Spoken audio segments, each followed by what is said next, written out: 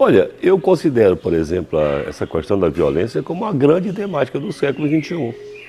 Se a gente for examinar, na realidade, essas grandes temáticas através das quais nós estamos vivendo no cotidiano, a violência é de fato a mais importante. É surpreendente como a nossa cidade, que era uma cidade entre as cidades brasileiras mais pacatas, São Luís, ela se transformou esses últimos 15 anos numa cidade violentíssima. O São Luís, a nossa cidade, por exemplo, está entre as 25 maiores cidades violentas do mundo. Então, isso é uma condição que nos assusta a todos. A violência é um epifenômeno. O que significa isso? É como se fosse a ponta de um iceberg. Quando você vê anúncios, demonstração, comportamentos e uma sociedade violenta, a gente tem sempre que entender que essa violência que aparece aos olhos de todo mundo não é o problema central da questão. Por baixo dessa manifestação de comportamento violento social, existem uma rede enorme de fatores que podem colaborar com aquilo. É como se fosse a febre. A violência é como se fosse uma febre. A febre é um anúncio de que alguma coisa está mal na saúde do sujeito. Eu só vou ter febre se por acaso tiver uma infecção, um processo inflamatório, alguma coisa na minha saúde que está afetada e que pode revelar através da febre.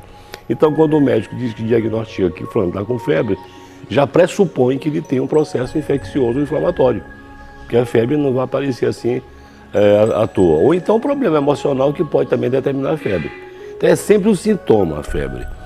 O que acontece? A violência é um sintoma. É a manifestação sintomática de uma condição de desagregação social profunda. Não só desagregação social, mas desagregação pessoal, desagregação familiar, desagregação da economia, desagregação da justiça.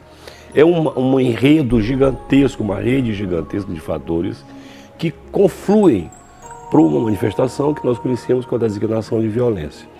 Ocorre que este fenômeno, apesar de ser secundário esse conjunto de fatores, ele pode ter uma certa autonomia quando isso se cronifica.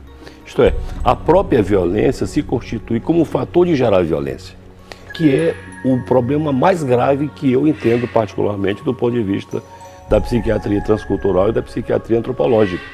É quando essa violência se constitui, ela própria, o motivo maior de se praticar violência. Aí vem o indiferentismo, vem a banalidade, a banalização do crime, tudo ocorre como se fosse natural, as pessoas ficam absolutamente inseguras em seus nichos, em sua vida, em sua família, em sua intimidade, e é o que se passa na atualidade. Qual de nós, por exemplo, temos uma vida serena, uma vida tranquila? Você já sai de casa, muita gente já sai levando dinheiro, levando algum objeto para dar para o bandido. Veja o ponto que nós chegamos. Para quê? Para que você proteja a sua vida. Além do mais, um ponto que a gente tem que realçar é a falência absoluta dos mecanismos do Estado de controlar a violência. Quem deveria estar controlando isso efetivamente não é a sua população. Nós é que deveríamos ser protegidos pelo Estado, mas lamentavelmente o Estado brasileiro dá sinais de absoluto fracasso no manejo correto dessa situação.